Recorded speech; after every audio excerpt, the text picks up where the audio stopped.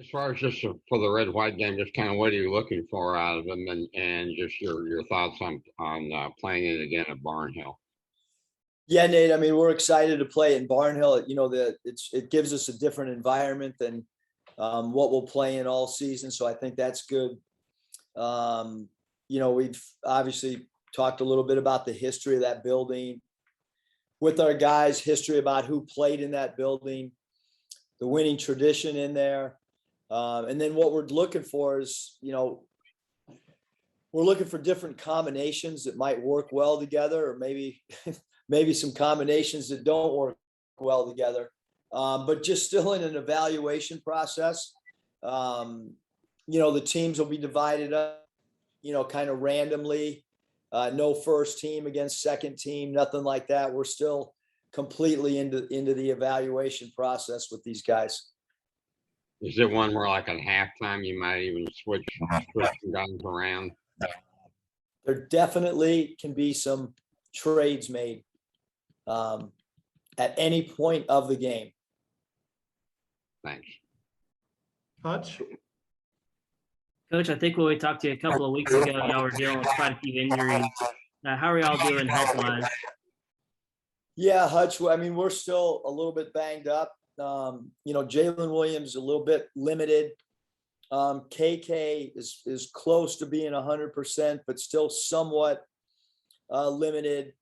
You know, Kamani is now limited with a wrist. You know, I think, and then Trey Wade's out. You know, with not really a timetable. Although, you know, when I say that, it's not going to linger, you know, into much of the regular season. But so that's kind of an injury update. We've had some physical practices, and our guys are really competing behind closed doors. Curtis? Hutch, did you have a follow-up? Yeah, I was just going to say, Coach, you said you were also going to have kind of adjust how y'all's practices were going to go and change things around. How has that gone? Do you feel like you've adjusted well to how your practices are going to go? We have, Hutch. I mean, we went, you know, really, really competitive early on. Then we switched to a lot more execution and trying to do a little bit more teaching along with technique stuff. And then the last couple of days, we've gotten back just, you know, because we do have the red-white scrimmage. We've gotten back to some competitive stuff.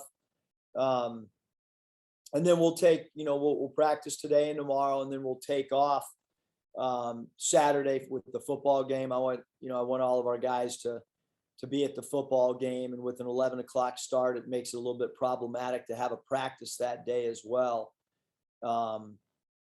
So it'll give our guys, you know, Saturday to refresh their minds and their bodies, and then come back and compete, you know, Sunday afternoon. Curtis? Coach, we just got a chance to talk to Aldis, and now that you've had him for a few months, what growth have you seen in his game, and what role do you envision for him this season? Yeah, he's done a great job for us. I mean, he's a multi-dimensional player. Curtis, he can play the 3. If we want to play small ball, he can play the 4. If we want him to, you know, if we wanted to play a bigger lineup, he can certainly play the off guard. So he's got great versatility, high basketball IQ player, can shoot the 3, really, really good in transition, good finisher around the rim, obviously being left-handed, a little bit unorthodox when people are trying to, you know, to guard him and so forth. Should be a really good defender, but I do think a lot of this stuff is new for him. I don't know what he said to you guys, but I think that there's a lot of stuff that's new to him as well. Maybe the pace of practice, maybe the demand of practice, maybe the execution of learning, you know, 3 different spots, all those things, you know, maybe not, but there is certainly somewhat of an adjustment for all of our new players walking into this system with some guys that do have some comfort with it.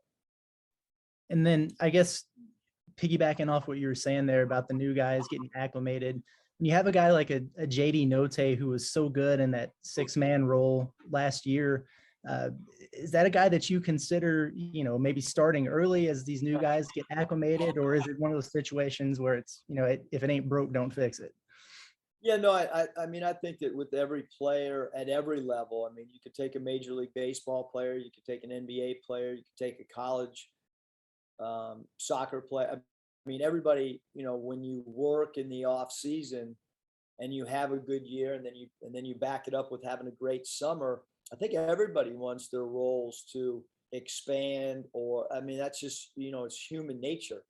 Having said that, I mean, he was, in my mind, the best six man in the country, certainly in a league, recognized him, in this league's as good as any league in the country. So I don't know why there would be many more guys that came off the bench and had a bigger impact than JD. So I think it puts our coaching staff at ease, knowing that a player accepted that role and thrived in that role. But I also think that, that you do need to reward players that have, earned the right to be a starter. And right now, I mean, he's one of our best players. So, still a work in progress. It's still way too early to determine who's starting and who's not starting. Thank you. Bob? Hey, Eric, how you doing? What's up, Pop? Hey, you guys playing in Barnhill 2 years ago. Obviously, we're back in Walton last year. What made you decide to go back to Barnhill for the RedWhite game for the second time in 3 years? Yeah, I just thought that, the environment was really, really cool. I think that there's, a section of our fan base that has been in there and remembers it and would like to get back in and see a basketball game in there. And then I think there's another group of our fans that have never seen a basketball game in there. And so they might have heard about it through a grandparent or a parent. And so I think that makes it cool and unique. And, look, we still got, we still have 2 exhibition games that'll be played in Bud Walton. So we're going to get, 80 minutes of play where we're familiar with the surroundings. I think it's, been well documented that, the 2 years I've been here, that we don't practice much in Bud Walton. We have a beautiful practice site.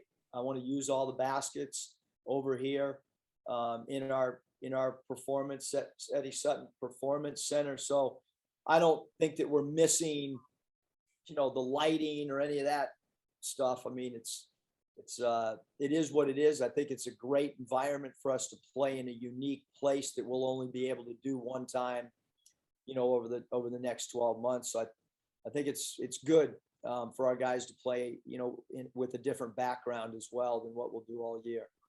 Yeah, Mike said you guys will probably announce your exhibition games maybe shortly after this, but I know whoever you're playing, you're going to crush them if you want to. But how important is it with so many newcomers? How important are those exhibition games? Are they a little more important now than maybe they would have been, 10 years ago or something?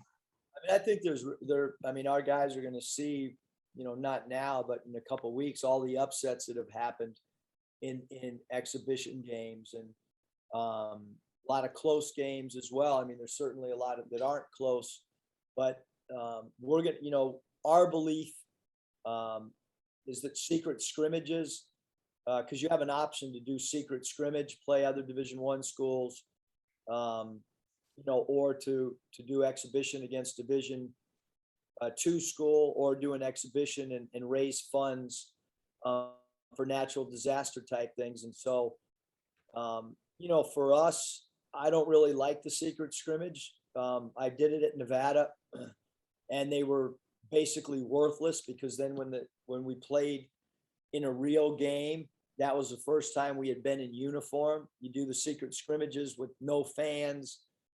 They might do segments of base. So it's not even it's a useless environment, in my opinion. Actually, I thought it hurt our teams at Nevada. And when I was an assistant coach at other programs, I thought the secret scrimmages didn't help, they hurt. Again, that's just one person's opinion, because they're really popular with other coaches. But I like our guys to play in front of fans and be in a game-like environment to get them ready, for the regular season. And I agree, because that way we can cover them. You got a lot of players that played a lot of games in big arenas. I'm sorry. I would have let you guys cover a secret scrimmage, although the NCAA wouldn't allow it. But, as far as you guys could have come in. Okay, well, I'll keep that in mind. But you have a lot of older guys that have played a lot of games in, the ACC or different leagues. But how excited do you think some of these older guys are, like maybe DC or Chris Likes or whoever, because this is going to be their first experience playing in front of the Arkansas fans as Razorbacks? No, I'll tell you, Bob, I think it's a group that's excited. I think we do have some guys that have played in some big environments, but I also think that not necessarily Sunday, but I think opening night, I think there'll be some angst with some guys. I really do. I think that, there'll be some nervous energy for a lot of the new guys. And sometimes that's good. And sometimes you got to temper it. But I think that, the red-white game prepares us a little bit. We'll do a game-like day, meaning, we'll do a walkthrough earlier in the day. We'll have a meal together. It'll be, a little closer in time proximity than a normal day because of a 2:00 start. But I think it's good for all of our guys. The guys you mentioned that Andrew asked you about, they're still a little banged up. Are all those guys going to miss the game, I assume? Like Kamani and KK and Wade, obviously. And is Jalen going to be able to play? Jalen Williams? I think Muss is frozen.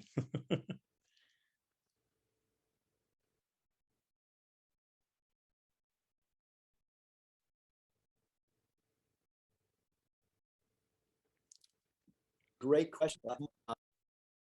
You got me back? Yeah, we got you. Looks like, yeah. Yeah, I'm not really sure, but I don't know where you lost me, Bob. I'm not really sure, who exactly will play and who won't play at this time. Kamani's practiced, every day, and today he's going to be held out.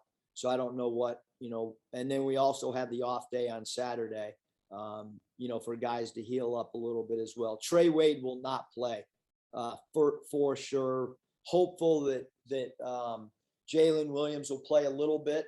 I'll probably limit his time as much as the training staff will. And then, KK, we would expect to be in uniform as well. I guess it's Trey Wade out, Kamani game day decision. Okay, I might have a couple more, but I'll turn it back to Mike because I'm sure there's other people, of course. Dudley? When I talk to high school kids and the kids who've gotten out of the portal, they talk a lot about how specific you are about how they would play in your system and using analytics and all that. Talk about that factor in recruiting and how it seems to really, play with kids. Yeah, Dudley, I think that, everything that we do here, we try to, emulate the best, and the best is the NBA. A big role that Clay Mosier has is he ran the analytics department for the LA Lakers. So when you can have someone on staff that ran an analytics department and was in charge of it for an NBA team, and then an NBA team like the Lakers organization, and then Hayes Myers did a lot of analytics for us at Nevada. My son Michael does a lot of analytics. Coach Ruda does analytics, and we have all these different formulas and different ideas that we kind of bring to the table from an analytics standpoint. Mike Econom, same thing. He's a guy that, was with us at Nevada, Texas A&M, came back. He adds another dimension to the analytics, but, we use it with our current players. We use it in recruiting. And it's just a big part of what we believe in. The game's evolved from an analytics standpoint. And I've tried to study it myself, whether it's through articles, whether it's trying to pick somebody's brain like Billy Bean. I think that, you've got to grow with the game, and analytics has become a huge part of the pro game, and it's slowly but surely making its way to the collegiate game.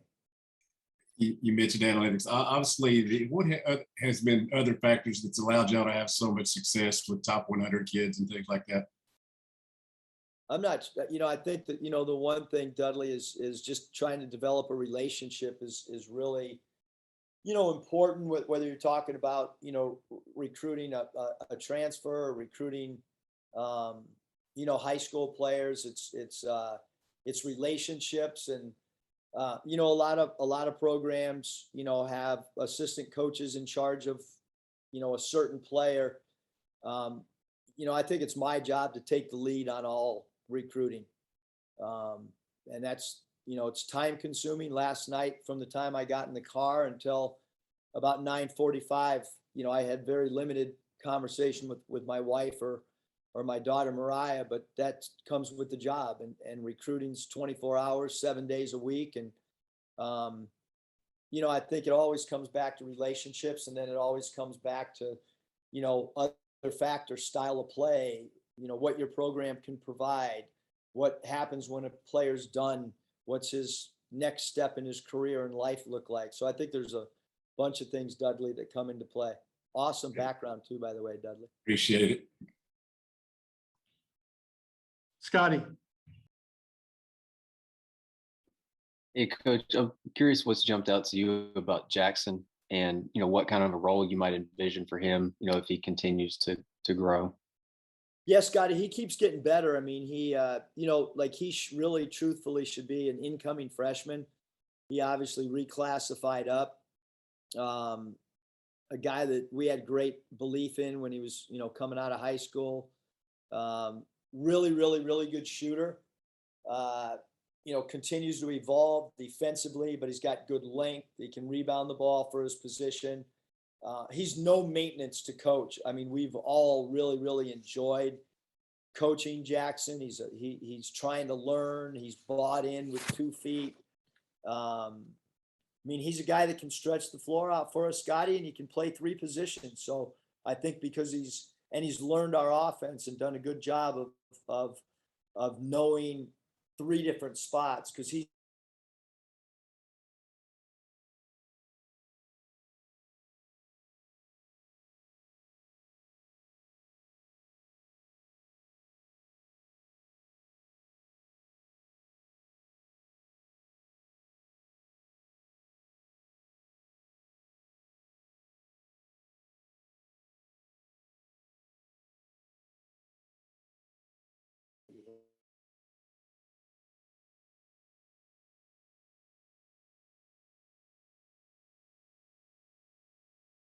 question.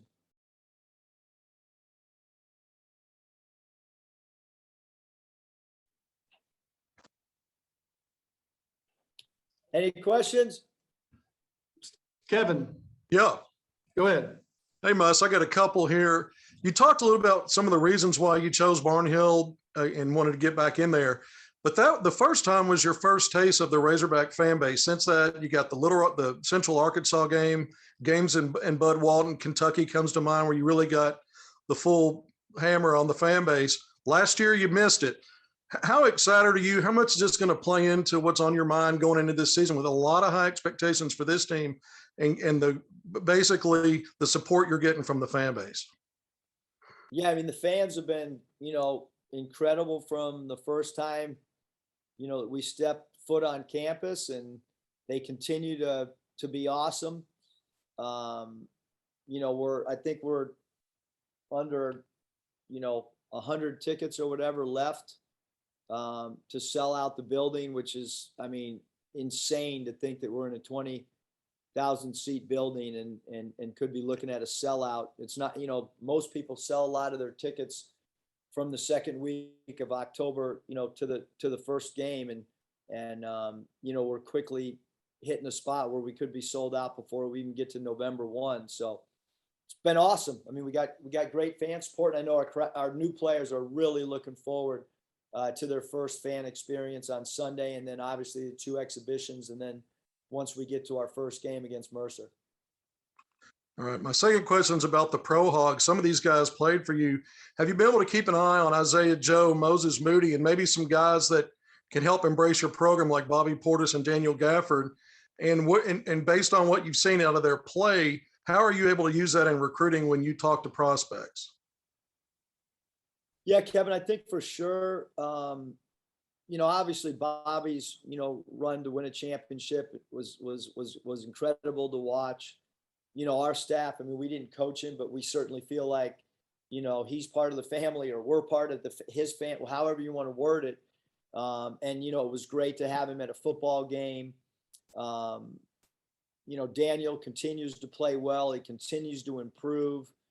Both guys that played for Coach Anderson, and he did a great job developing both of those guys. And, obviously Isaiah, watching him a ton. If I'm not watching live on the NBA packet, then I'll tape it and watch it at a later time. Same thing with Moses.